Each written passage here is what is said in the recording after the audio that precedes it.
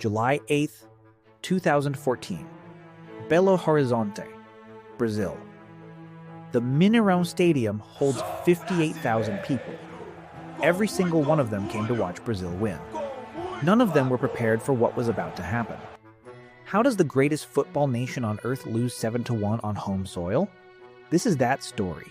To understand the Mineirazo, you first have to understand what this World Cup meant to Brazil.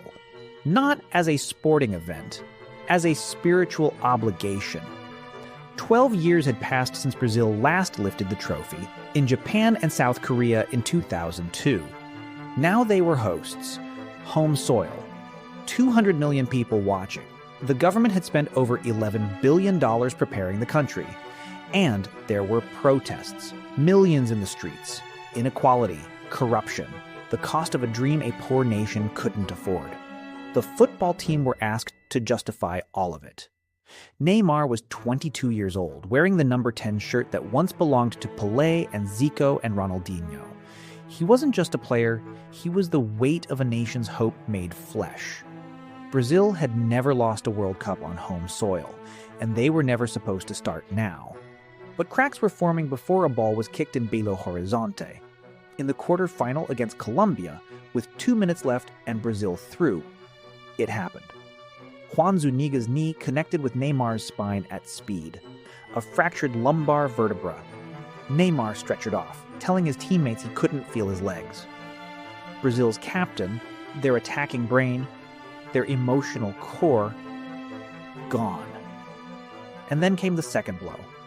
Thiago Silva, the other captain, the defensive intelligence of the backline, was suspended. Yellow card accumulation. Automatic one-match ban. In 1 week, Brazil had lost both captains for the most important match in a generation. Meanwhile, Germany were at their base in Campo Bahia. Lowe had prepared specifically for this scenario.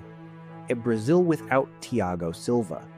His analysts had mapped every defensive vulnerability it would create. Germany arrived at the Mineirão knowing exactly which spaces to attack. Brazil arrived hoping emotion would be enough. It never is. The atmosphere inside the Mineirão on the night of July 8th was unlike anything in modern football. 58,000 fans in yellow. The national anthem sung with desperation, not pride. Players with tears on their cheeks before a single minute had been played.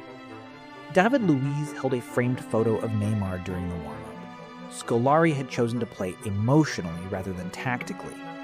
There was no organized defensive structure without Thiago Silva. Germany lined up in their fluid 4-3-3. Lahm, Kroos, Khedira, Müller, all pressing high, all rotating intelligently. The Mineirão is still standing. It still hosts matches. But everyone who was there on July 8th, 2014, every Brazilian carries a piece of it with them. If you want to see more football stories like this, the moments that change the game forever, subscribe. And tell us in the comments, will Brazil ever win a World Cup again?